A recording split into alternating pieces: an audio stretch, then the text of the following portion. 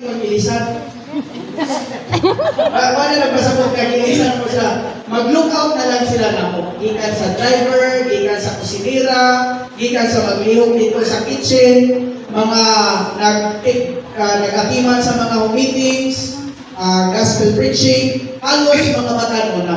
So habang mga idaran, ikaw na lang silang mag-lookout na mo.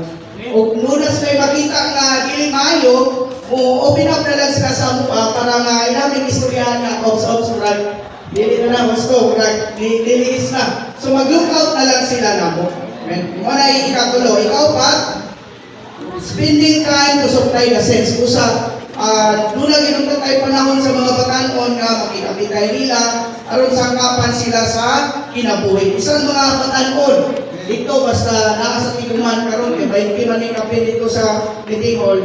Basta wabot ito, dili pwede nga ikaw na magigda. Muni ka mo mamugas mangyupyo. O musangyaw, mo apil sa mga bumiti. At hindi sila ka buhat anak sa ila, at least kanito sa tiguman, makahimo mga igsoon.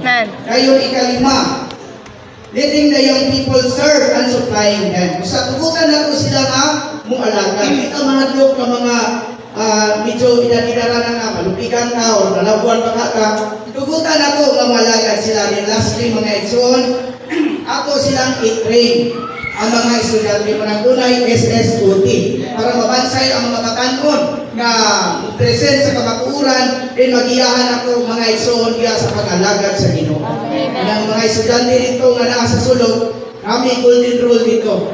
Dili pwede manguyab while mag-eskwela. Kung manguyab, paulion.